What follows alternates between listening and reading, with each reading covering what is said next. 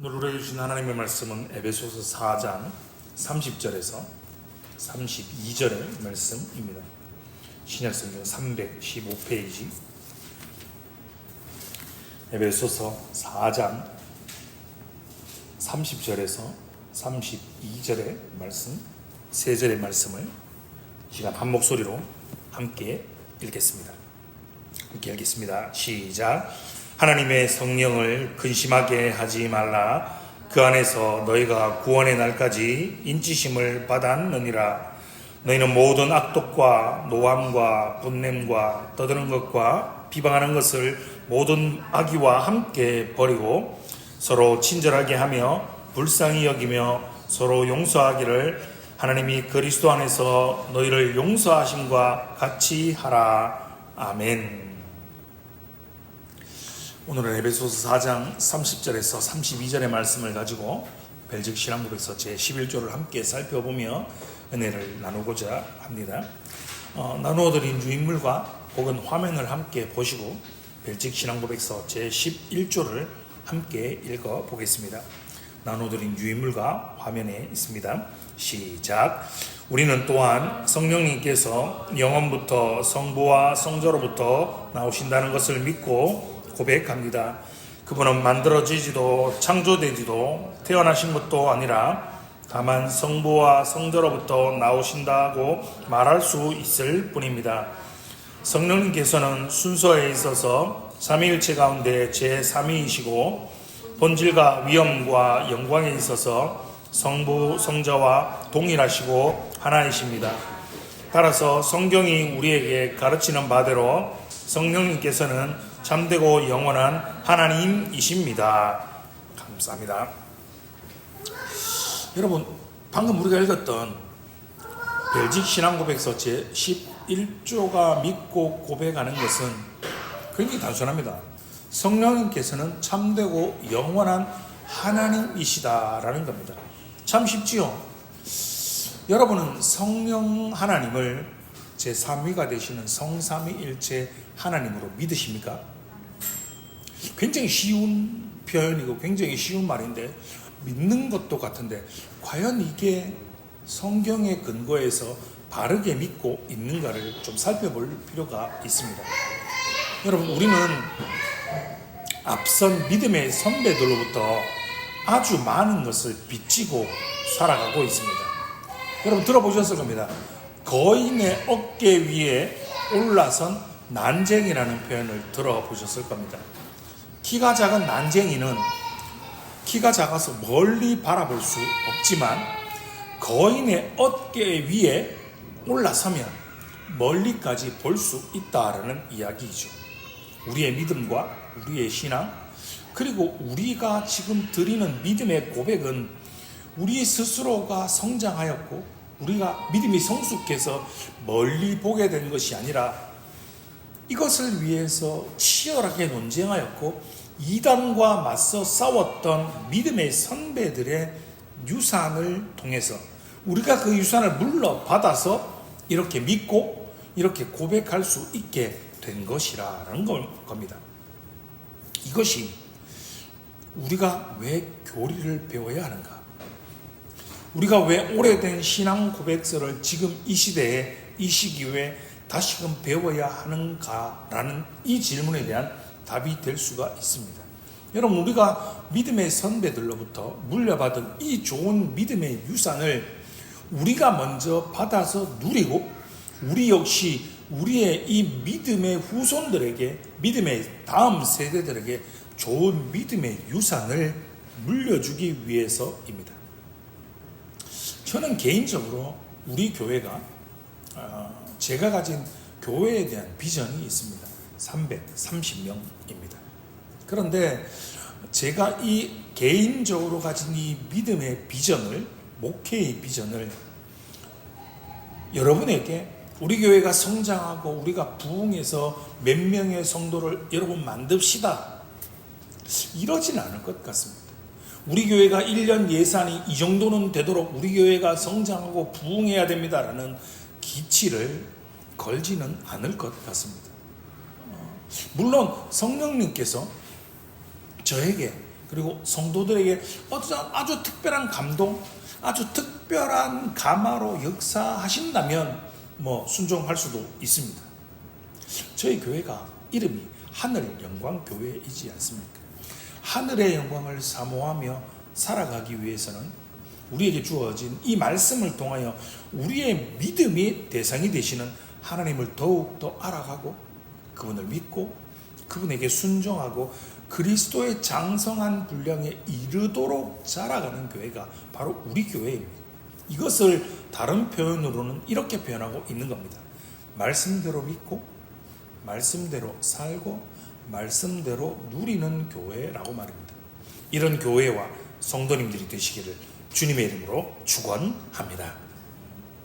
특별히 오늘 우리가 함께 살펴볼 제11조 성령 하나님은 참되고 영원한 하나님이시다 이라는 고백은요, 여러분 한국교회 그리고 역사적으로 아주 중요한 문제가 되었던 논쟁 중에 하나였습니다. 첫 번째 문장을 다시 한번 함께 보겠습니다. 우리는 또한 성령님께서 영원부터 성부와 성자로부터 나오신다라는 것을 믿고 고백합니다 라고 고백합니다. 여러분 한번 질문을 던져볼까요?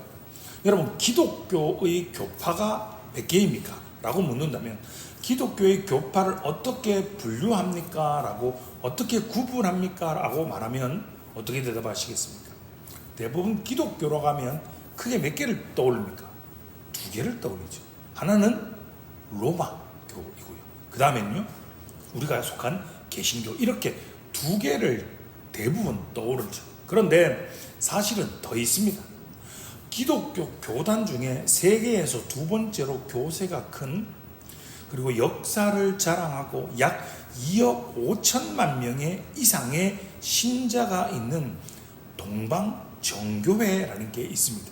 한 번쯤은 들어보셨을 겁니다. 러시아 정교회, 혹 그리스 정교회, 이런 표현들을 한 번쯤은 들어보셨을 겁니다. 이런 정교회가 속한 교회를 동방교회라고 부릅니다. 뭐라고 부른다고요? 동방교회라고 부릅니다. 지금 우리가 속한 이 교회를 서방교회라고 부릅니다. 1054년 이 동방교회와 서방교회가 갈라서게 된 결정적인 원인, 이유가 된 교리 논쟁이 된 부분이 오늘 우리가 살펴보고 있는 바로 벨직 신앙고백서 제11조에서 고백하는 성령 하나님의 부분입니다. 이 논쟁을 필리오케 논쟁이라고 부르는데요. 이건 이렇게 설명하면 됩니다. 자, 동방교회는 성령은 성부로부터만 나오신다라고 믿고 고백하는 겁니다. 우리가 속한 서방교회는 성령은 영원부터 성부와 성자로부터 나오신다라는 것을 믿고 고백하는 겁니다. 이 논쟁의 신학적 논쟁을 언급할 필요는 굳이 없습니다.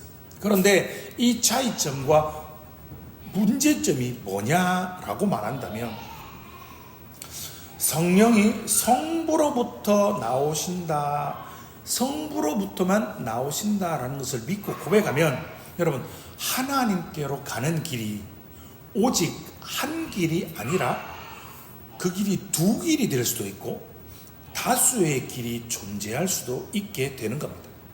결국 그 우려대로 온갖 종류의 신비주의적 요소들이 동방정교회에 퍼지게 되었습니다. 결국 동방교회는 수많은 분파들이 생겨나게 되었고, 그냥 그 분파들이 생겨난 것으로 그치지 않고 이후에 수많은 문제들이, 요소들이 파생되었던 것입니다. 자, 성령이 성부로부터만 오고 성자로부터 오지 않는다라는 이 사상은 성령 하나님을 성삼위일체 하나님으로 받아들인다라고는 하지만, 실제적으로는 성령 하나님을 인격적으로 그분을 제3위 되시는 위격으로 받아들이지 않고 성령 하나님을 뭐라고 생각하냐면 힘이라고 생각합니다. 능력이라고 생각합니다. 어떠한 영향력, 이런 것으로 인식해서 수많은 비성경적인 사상들과 운동들이 양상으로 파생되었던 겁니다. 들어보셨을 겁니다. 일명 성령사역이라는 이름으로 시행되는 수많은 모임들과 사역들이 무분별하게 우후죽순처럼 생겨났습니다. 여러분 길 가다가 한 번씩 보지 않았습니까? 들어보지 않았습니까? 뭐요? 성령 치유 집회. 뭐 이런 유의 이름을 들어보셨을 겁니다. 여러분 그런 집회에 가면 주로 어떤 일이 벌어지는지 아십니까? 이빨이 금리빨로 바뀌었다라고 합니다. 보이지 않는 몸의 내장들, 보이지 않는 관절염, 뭐 이런 것들, 십이지장, 뭐 이런 것들이 주로 치유함을 받았다라고 합니다. 여러분 제가 언젠가 한번 언급한 것처럼 정말 성령 치유 집회를 하고 성령 치료 치유 학교 이런 거를 운영하는 사람들이요, 정말 그들의 말대로 그들이 주장하는 것처럼 그들이 훈련받고 그들이 연습하고 그렇게 해서 그런 역사들이 일어난다면 그 집회에 참석하는 자들이 그들이 이전에 어떠한 병명을 가지고 있었는지를 병원 가서 진단서 떼고 그 치유 집회를 통해서 고침을 받았다고 한다면 그 집회를 다녀온 이후에 치유함을 받은 이후에 정말 그 병이 완치되었다라는 진단서를 떼서 그걸 증명하면 그냥 한 번에 해결됩니다. 그런데 그들은 맨날 보이지 않는 부분, 확인되지 않는 부분을 치유함을 받았다라고 이야기를 합니다. 이빨이 금리빨로 바뀌었다라고 합니다. 그런데 제가 이런 집회를 진행하는 사람을 단 한 번도 본 적이 없습니다. 요즘은 어떨까요? 여러분 요즘은 금리빨을 넘어서 성령이 다녀가신 흔적에 금가루가 뿌려져 있다라고 합니다.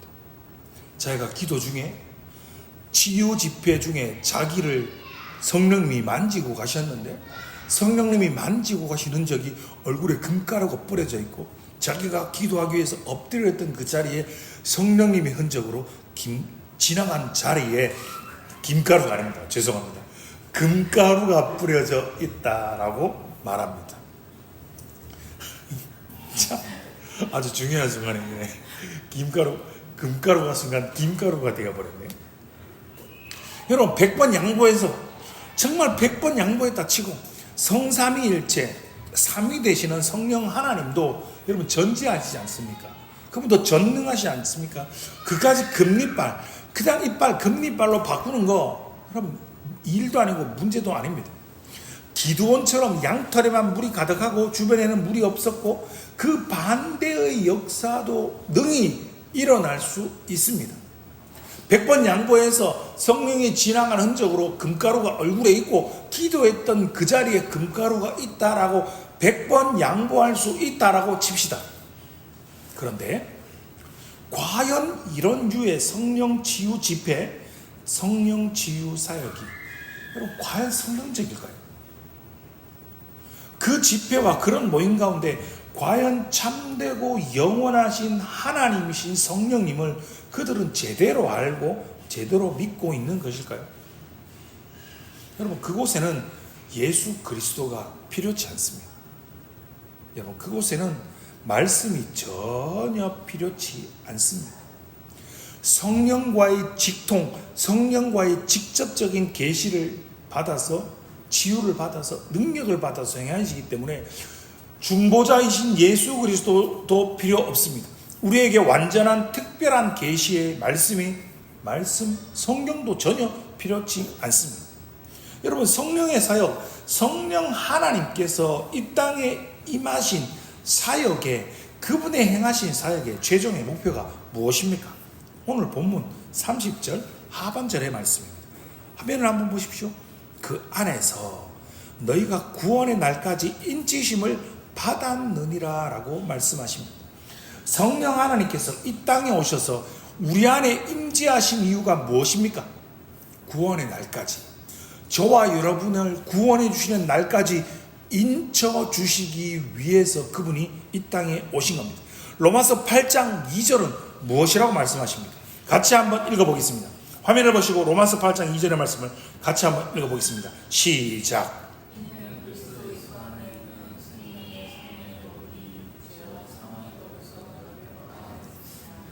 아멘. 그리스도 예수 안에 있는 생명의 성령의 법이 성령 하나님께서 죄와 사망의 법에서 우리를 해방시키기 위해서 이 땅에 오신 겁니다. 우리를 속량해 주시고 예수 그리스도께서 재림주로 심판주로 다시 임하시는 그날까지 우리로 하여금 우리의 삶을 통해 성령의 열매를 맺는 삶을 살아가게 하기 위해서 우리 가운데 임재하고 계신 것입니다. 그분이 어떤 분이십니까? 오늘 우리가 살펴보고 있는 벨직 신앙고백서 제11조는 무엇이라고 고백하고 있습니까? 성령 하나님은 만들어지지 않았습니다. 창조되지도 않았습니다. 그분은 태어나신 것도 아니라 다만 성부와 성자로부터 나오신다라고 말할 수 있을 뿐입니다라고 고백하고 있습니다. 그리고 성령님께서는 순서에 있어서 삼위일체 가운데 제3위이시고 본질과 위엄과 영광에 있어서 성부와 성자와 동일하시고 하나이십니다. 따라서 성경이 우리에게 가르치는 바대로 성령님께서는 참되고 영원한 하나님이십니다 라고 고백하고 있습니다. 과연 그러한 집회에서 과연 그들은 이렇게 믿고 이렇게 고백하고 있을까요? 저와 여러분은 어떻습니까? 과연 우리는 말씀을 통해 우리는 성령 하나님을 성경이 우리에게 가르치는 바대로 믿고 있는지 고백하고 있는지를 돌아보시기 바랍니다. 동일하게 성령 하나님을 믿고 고백하는 하이델베르그 교리문답은 이렇게 묻고 답합니다. 화면을 보시면 하이델베르그 53문이 있습니다. 제가 묻겠습니다. 여러분이 답하시면 됩니다. 성령에 관하여 당신은 무엇을 믿습니까?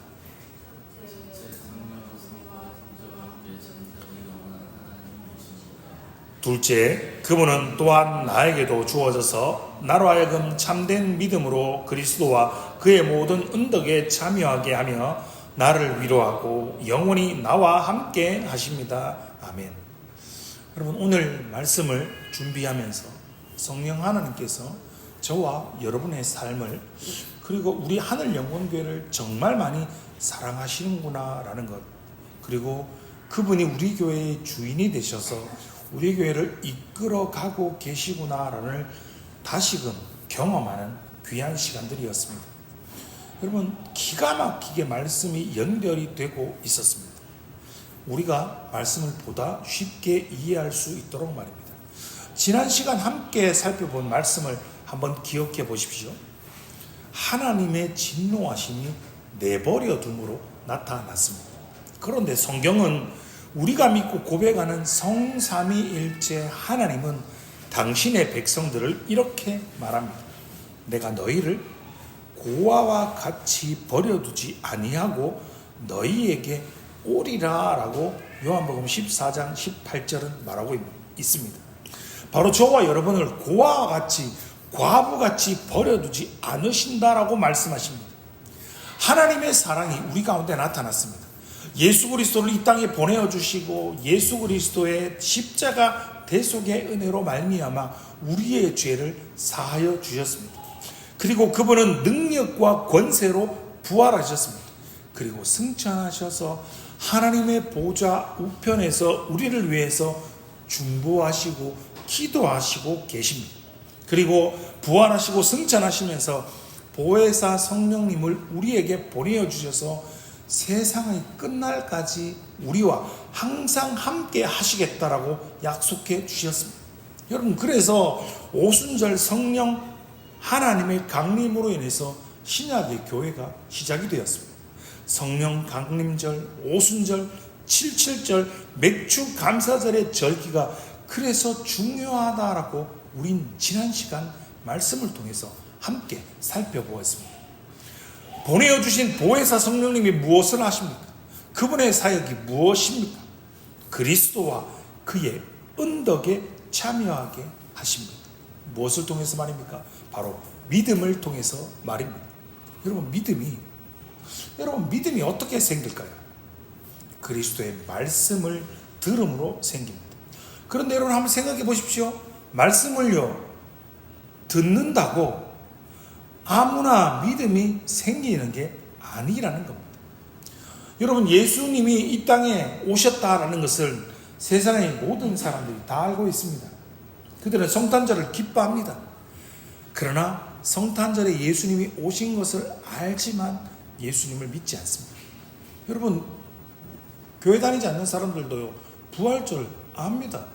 세상의 죄를 위해서 예수라는 사람이 십자가에 못 박혀 죽으시고 부활하신 것을 기념하는 절기가 부활절이구나라는 것을 세상의 모든 사람들이 다 압니다. 이 주에는 교회 가면 계란 나눠준다, 칸타타 한다, 이런 거 다 압니다. 그러나 그 부활의 주님을 알지만 믿지 않습니다. 분명한 복음이 이 땅 가운데 현현하였음에도, 계시가 되었음에도 불구하고 여러분 왜 믿지 않을까요? 아니, 그들은 왜 믿을 수가 없을까요? 성령 하나님께서 그들 가운데 역사하시지 않았기 때문입니다. 고린도전서 12장 3절은요, 또 성령으로 아니하고는 누구든지 예수를 주시라 할 수 없느니라 라고 말씀하십니다. 믿지 않는 이유는요, 알고 있지만 믿지 않고 믿을 수 없는 이유는 성령께서 그들에게 역사하셔서 그들을 감동시켜 주시고 그들을 감화시키셔서 그들에게 믿음을 허락하지 않으셨기 때문입니다. 여러분, 착각하지 마십시오.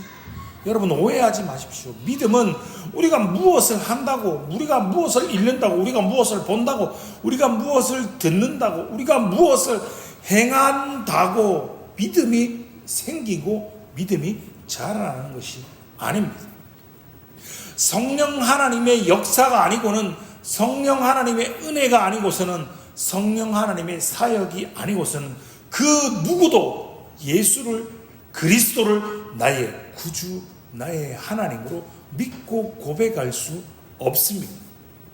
여러분, 이것이 바로 성령 하나님의 사역입니다. 성부 하나님께서 저와 여러분을, 죄인인 우리를 구원하시기를 작정하셨습니다.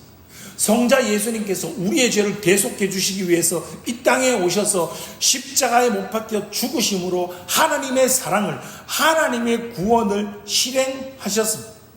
그리고 성령 하나님께서 이 땅에 오셔서 우리와 함께 하심으로, 우리 안에 거하심으로, 우리 안에 임재하심으로 세상의 끝날까지 우리와 함께 하심으로 인하여서 그 구원을 완성하실 것입니다. 여러분, 이것이 바로 오늘의 본문이 말하는 구원의 날까지 인치셨다라는 의미입니다. 우리는, 저와 여러분은 바로 성령 하나님의 놀라운 사역의 결과로, 그분의 은혜로 바로 지금 이 자리에 앉아서 예수 그리스도를 나의 구주, 나의 하나님으로 믿고 고백하고 성령의 역사하심으로 말미암아 세상의 사람들처럼, 믿지 않는 자들처럼, 하나님의 진노하심을 받은 자들처럼 버려둠을 당하지 않고 다른 곳에 있지 않고 거룩하고 구별되고 영광스러운 복된 예배의 자리에 앉아서 지금 예배할 수 있는 것입니다. 여러분, 이것이 우리의 믿음이에요. 이것이 바로 우리의 신앙입니다. 여러분, 성령 하나님의 사역은 그저 이빨을 금리빨로 바꾸시는 것이 아닙니다. 그저 아픈 사람을 낫게 해주시는 겨우 그 정도의 사역을 위해서 이 땅에 오신 것이 아니라는 겁니다. 그분이 왔다 가신 흔적으로 그저 금가루를 뿌리기 위해서 이 땅에 오신 것이 아니라는 것입니다. 성령 하나님의 사역은 무엇입니까? 그분은 이 땅에서 주께 택함을 받은 자들에게 임재하셔서 성전 삼아주시고 그들로 하여금 구원을 완성하시는 것이 성령 하나님의 사역인 것입니다. 성자 예수님이 우리의 죄를 대속하기 위해서 십자가에 못 박히시기 위해서 이 땅에 오신 것처럼 말입니다. 구원의 날까지 인치심을 위해서 이 땅에 성령 하나님이 오신 것입니다. 그런데 무엇이 문제입니까? 성령 하나님은 성삼위일체 하나님이 되십니다. 이 말은 그분은 인격을 가지고 있다는 말입니다. 인격과 위격을 가지셨다라는 말의 의미는 무엇입니까? 의지와 감정을 가지고 있다라는 말입니다. 그런데 인격과 위격을 가지신 분, 성삼위일체 하나님으로 성령 하나님을 대하지 않는다라는 것입니다. 마치 그분을 물건 취급합니다. 이런 표현 들어보셨죠? 성령 받아라, 성령 폭발, 이런 유의 단어와 용어를 사용하고 있다는 겁니다. 여러분, 성령 하나님은 물건이 아닙니다. 던지면 던질 수 있고 그것을 받을 수 있는 이런 물건류가 아니라는 겁니다. 여러분, 제 이름이 승환이지 않습니까? 제가 인격체이지 않습니까? 그런데 저를 향하여 승환, 폭발, 이런 표현 안 쓰잖아요. 인격체에게 폭발, 이런 표현 안 쓰잖아요. 이런 단어와 표현 자체를 쓰지 않잖아요. 이건 인격체를 대하는 것이 아니라 비인격체죠. 그죠? 물건이죠. 사물에게 쓰는 표현이고 용례인 겁니다. 게다가 성령 하나님을요, 마치 자신이 조정하고 컨트롤할 수 있는 것처럼 생각하고 그렇게 행동합니다. 예전에 기도원에 가면, 기도원에 가면 이 성령 치유 집회하는 사람들이 강단에서 성령 받아라 이러면 장풍처럼 픽픽 쓸어주고, 무슨 성령 하나님을 치유사역의 주체를 마치 자신이 하는 것처럼 성령님의 역사를, 그분을 조정하고 그분이 마치 그분을 움직일 수 있는 것처럼 그들이 행동합니다. 여러분, 그런데 다시 한번 생각해 보십시오. 이렇게 성령 하나님을 대하는 사람들은 누가 이럽니까? 누가 이렇게 대하고 있습니까? 교회를 다니지 않는 사람들은요, 예수 안 믿는 사람들은 이런 표현을 쓰지 않습니다. 무슨 말이냐면, 하나님의 진노를 받은 사람들은 이러지 않습니다. 교회를 다닌다라고 말하고 예수를 믿는 사람들이 이런 표현을 쓰고 있습니다. 성경은요, 이를 가리켜 무엇이라고 표현합니까? 성령 회방죄, 성령 모독죄라고 이야기합니다. 오늘 본문을 다시 한번 보십시오. 에베소서 4장 30절은 하나님의 성령을 근심하게 하지 말라라고 말합니다. 그분은 인격체이시기에 근심합니다. 걱정하십니다. 염려하는 겁니다. 다르게 표현하면요, 성령 하나님을 멸시하거나 그분의 행하신 사역을 반대하거나 그분을 욕되게 하거나 회방하지 말라라고 경고하십니다. 어떤 일을 하면 성령 하나님께서 근심하십니까? 오늘 본문 31절의 말씀입니다. 너희는 모든 악독과 노함과 분냄과 떠드는 것과 비방하는 것을 모든 악의와 함께 버리고라고 말씀하십니다. 여러분, 우리의 삶의 존재의 목적이 무엇입니까? 하나님을 영화롭게 하고 영원토록 그를 즐거워하는 것입니다. 다르게 표현하면 영원하신 삼위일체 하나님을 즐거워하는 겁니다. 다르게 표현하면 그분이 즐거워하시는 일, 그분을 기뻐하게 하는 일, 그분이 기뻐하시는 일을 하는 겁니다.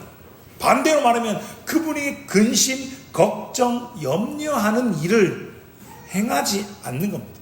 그것이 무엇입니까? 모든 악독, 노함, 분냄, 떠드는 것, 비방하는 것, 이 모든 악의를 버려야 하는 겁니다.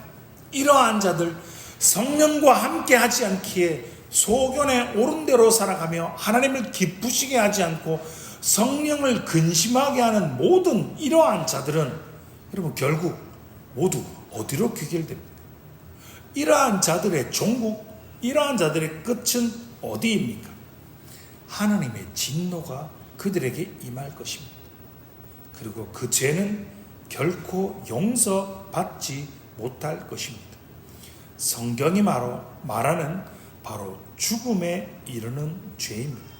누구든지 놀랍도록 찬란히 빛나는 복음을 받아들이고 그 길, 유일한 진리의 길을 알게 된 다음에 삼위 하나님의 이름으로 세례를 받고 약속된 그 모든 유익을 의도적으로 거부하고 배교자가 되면 그는 성령을 회방하고 인자를 다시 십자가에 못 박는 것이 됩니다. 히브리서 6장 4절에서 6절의 말씀입니다. 같이 한번 화면을 보고 읽어보겠습니다. 시작. 한번 빛을 받고 하늘의 은사를 맛보고 성령에 참여한 바 되고 하나님의 선한 말씀과 내세의 능력을 맛보고도 타락한 자들은 다시 새롭게 하여 회개하게 할 수 없나니 이는 그들이 하나님의 아들을 다시 십자가에 못 박아 드러내놓고 욕되게 함이라. 아멘. 뭐라 말씀하십니까? 죄인이 그 마음을 완악하게 하여서 그토록 노골적으로 복음을 거부하면 결코 용서받지 못합니다. 여러분, 이 땅에 오신, 이 땅에 육체를 가시고 임하신 예수 그리스도를 거부했던 자들이라도 그분이 부활하시고 승천하셔서 성부와 성자를 통해서 보내어 주신 성령 하나님이 그들 가운데 임하시고 역사하시면 회개하고 돌이킬 수 있지만, 이미 이 땅 가운데 임하신 성령 하나님을 거부하면 이제 다시는 돌이킬 수 없습니다. 예수 그리스도께서 이 땅에 다시 오시면 세상의 끝입니다. 심판입니다. 진정한 세상의 종말입니다. 사랑하는 성도 여러분, 늦기 전에 돌이켜야 합니다.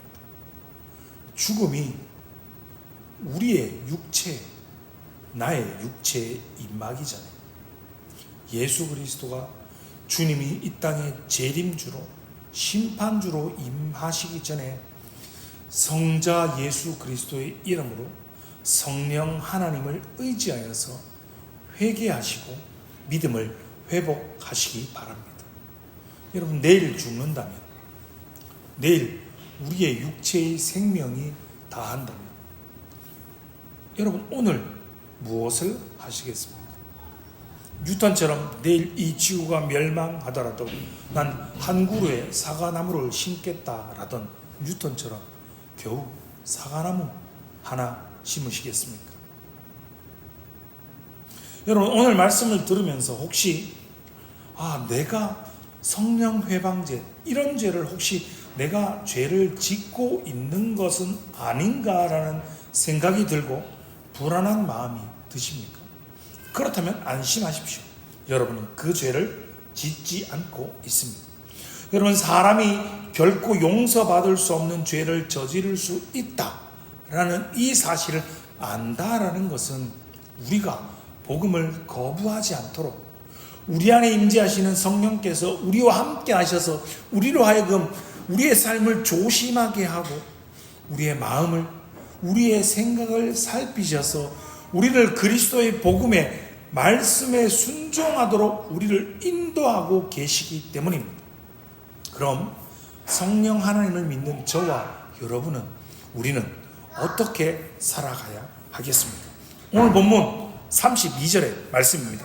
같이 한번 읽어보겠습니다. 시작. 서로 친절하게 하며 불쌍히 여기며 서로 용서하기를 하나님이 그리스도 안에서 너희를 용서하심과 같이 하라. 아멘. 무슨 말씀이십니까? 용서하라고 하십니다. 여러분, 한번 생각해 보십시오. 우리는요, 누구를 용서할 수 있는 사람들이 아닙니다. 우리 모두는 죄인이기에, 우리 모두는 악하기에, 우리 모두는 너무나도 지극히 개인적이고 이기적이고 자기밖에 모르는 사람들이기 때문에 우리는 누구를 용서할 수 있는 사람이 아닙니다. 그러나 너희가 그리스도 예수를 통하여서 하나님의 용서함을 받은 자라면, 너희가 하나님의 그 크신 사랑을 경험한 자라면 성령 하나님이 너희 안에 임재하고 계심을 믿고 의지하고 그 말씀에 순종하는 자들이라면 용서해라, 사랑해라, 서로를 친절하게 대하며 서로를 불쌍히 여기고 서로를 긍휼히 여기고 주님의 사랑으로 사랑하며 살아가라 라고 말씀하십니다. 여러분, 왜 우리가 이렇게 살아가지 못할까요? 우리가 우리 안에 거하시는 성령 하나님의 임재하심을 순간순간 망각하고 살아가기 때문입니다. 저와 여러분의 삶은 코람데오의 삶 아닙니까?